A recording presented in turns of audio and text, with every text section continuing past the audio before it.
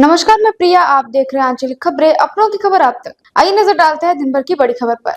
केरल की सबसे बड़ी ठगी, 50,000 लोग ठगे गए। स्कूटी और लैपटॉप के नाम पर 1,000 करोड़ की धोखाधड़ी, आधी कीमत का सपना और 1,000 करोड़ का घोटाला। केरल की सबसे बड़ी ठगी की कहानी। सपनों की डील बुरे सपनों में बदल गई। 50,000 परिवारों की कमाई डूब गई। केरल पुलिस और ईडी की संयुक्त कार्रवाई, घोटाले की जांच जारी। काव्या विनोद की आंखों में खुशी के आंसू थे। आखिरकार उसे आधी कीमत पर एकदम नई स्कूटी मिलने वाली थी। उसके मन में शहर में घूमने की आजादी और दोस्तों के साथ कॉलेज जाने की तस्वीरें बार बार घूम रही थी। पंचायत भवन में चल रहे कार्यक्रम में कई स्थानीय नेताओं और प्रतिष्ठित लोग मौजूद थे। काव्या को पूरा यकीन था कि उसने सही फैसला लिया है। आखिर इतने बड़े नेता और जाने माने लोग एक झूठी योजना का हिस्सा कैसे हो सकते हैं?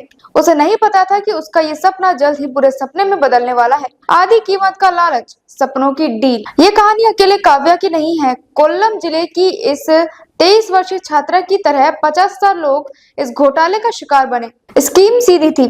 1.25 लाख की स्कूटी केवल 60,000 में, 60,000 का लैपटॉप केवल 30,000 में, घर की जरूरत का हर सामान, सिलाई मशीन, पानी की टंकी, खाद, मिक्सर, सब आधी कीमत पर। लोगों को बताया गया कि ये योजना केंद्र सरकार और बड़ी कंपनियों के CSR फंड से चलाई जा रही है।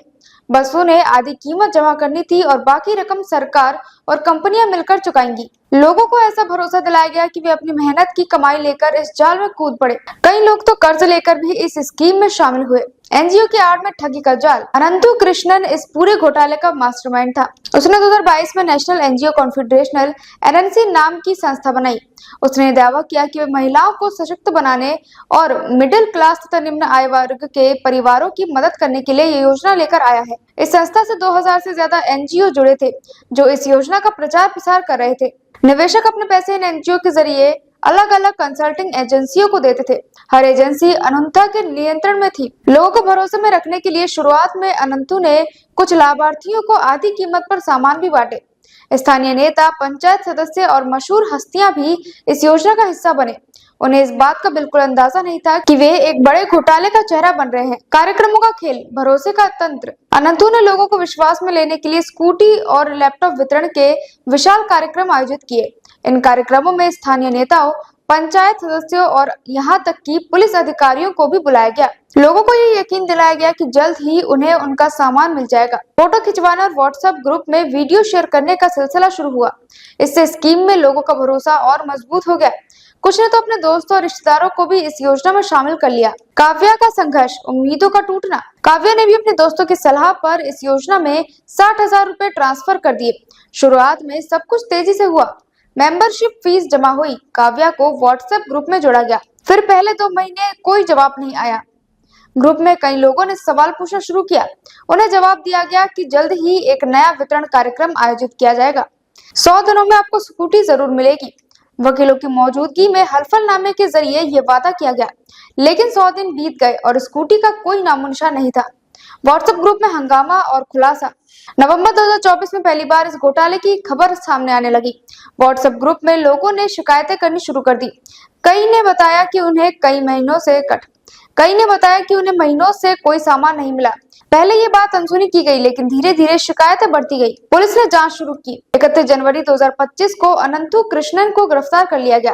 केरल क्राइम ब्रांच और प्रवर्तन निर्देशालय ED की संयुक्त जांच में यह खुलासा हुआ कि अनंतु ने निर्देशकों के पैसों से कोच्चि के मरीन ड्राइव में लग्जरी अपार्टमेंट किराए पर लिए थे। उसने इडुक्की और कोट्टायम में 5 प्रॉपर्टी में निवेश किया था। राजनेताओं और हाई कोर्ट जज का नाम। अनंतु ने अपनी योजनाओं को सफेदपोश दिखाने के लिए कई नेताओं, NGO के सदस्य और यहाँ तक कि हाई कोर्ट के रिटायर्ड जज को भी कार्यक्रमों में बुलाया। इनमें से कई को घोटाले का बिल्कुल अंदाजा नहीं था। वे केवल आम लोगों की मदद करने के नाम पर शामिल हुए थे, लेकिन उनकी मौजूदगी ने इस स्कीम को और असली बना दिया। पॉन्जी स्कीम का असली चेहरा। पुलिस ने इसे एक पॉन्जी स्कीम करार दिया। शुरुआत में लोगों को लाभ दिया गया ताकि वे अपने पैसे लगाएं। जैसे जैसे स्कीम में निवेश बढ़ता गया, अनंतु ने सारा पैसा अपने खाते में ट्रांसफर कर लिया। अभी तक 6,000 से ज्यादा लोगों ने पुलिस में शिकायत दर्ज कराई है। सिर्फ काव्या नहीं, हजारों लोग ठगे गए। काव्या जैसी कई कहानियां केरल के हर जिले में सुनाई दे रही है। लोग अब भी अपनी मेहनत की कमाई के लौटने का इंतजार कर रहे हैं। सबक, लालच से बचे। इस पूरे मामले ने एक बड़ी सीख दी है। अगर कुछ बहुत सस्ता और असलियत से दूर लगता है तो शायद वह सच नहीं है। सरकार और पुलिस लोगों को सतर्क करने की सलाह दे रही है। किसी भी योजना में पैसा लगाने से पहले उसकी सच्चाई की जांच करनी जरूरी है। भविष्य की ओर क्या उम्मीद बची है? अनंतु कृष्णन अब पुलिस की गिरफ्त में है। उसके बाकी सहयोगियों से भी पूछताछ चल रही है। प्रवर्तन निर्देशनालय ईडी और क्राइम ब्रांच लगातार घोटाले की परतें खोल रहे हैं, लेकिन जिन लोगों ने अपनी मेहनत की कमाई कमाई है, उनके लिए ये घाव आसानी से भरने वाला नहीं है। क्या काव्या को कभी अपनी स्कूटी मिलेगी? क्या हजारों लोगों को उनका पैसा वापस मिलेगा? इन सवालों के जवाब अब भविष्य के गर्भ में है। लेकिन एक बात साफ है, ये घटना एक बड़ी चेतावनी है। एक ऐसा सपना जिसे सच मानने से पहले सोचना जरूरी है।